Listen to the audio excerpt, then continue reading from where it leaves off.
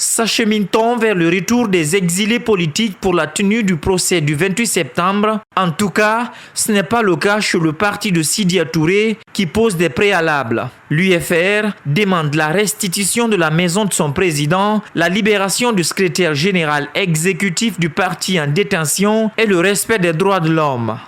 Il faut libérer Honorable Sékou Yaya parce que jusqu'à aujourd'hui, on n'arrive pas à nous dire pourquoi il a été arrêté.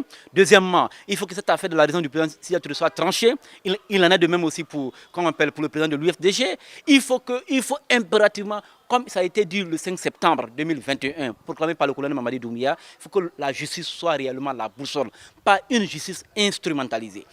Le parti de Lansana Kouyaté, PEDN, salue, lui, la volonté politique du CNRD qui marque une étape importante de l'histoire de Guinée. Toutefois, il désapprouve la démarche des partis dont les présidents seraient en exil. Si on prend pour condition la question des maisons, ce qui veut dire qu'ils ne veulent pas prendre part. Pourtant, ils sont demandeurs d'un tel procès. Donc, ça ne nous étonne pas. Mais nous disons simplement qu'il ne faut pas saboter ce qui relève d'une importance capitale. D'ailleurs, il pense que les 2 milliards octroyés aux leaders politiques devraient servir à alléger la souffrance des victimes. Ce qui concerne le 28 septembre, je crois que certains leaders d'ailleurs ont reçu l'argent là-dessus.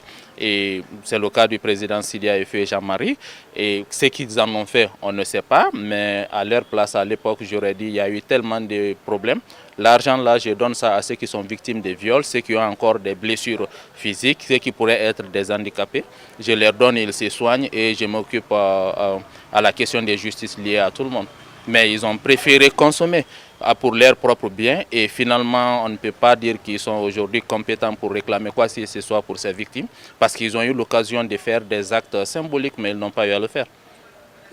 Le PEDN demande par ailleurs la vigilance de l'appareil judiciaire dans la tenue du procès des événements du 28 septembre 2009. Ouvert depuis plusieurs années, cette école franco-arabe de 6 salles de classe ne disposait pas d'une direction. C'est la terrasse qui servait d'abri à la directrice de l'établissement. Sensible à cet état de fait, cet ingénieur a décidé d'agir en dotant cette concession scolaire d'une direction.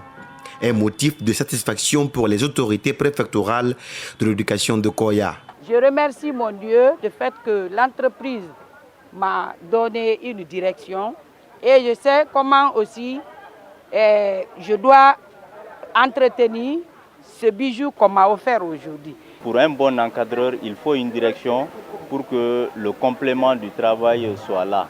Donc pour nous, nous remercions l'ensemble des autorités de la sous-préfecture de Kouria. Nous remercions aussi les donateurs. La réalisation de cette infrastructure a pris 4 mois. C'était une ambition nourrie par le donateur lors d'une visite au sein de cet établissement. Il ne faut pas attendre d'avoir le pouvoir ou quoi que ce soit pour pouvoir donner.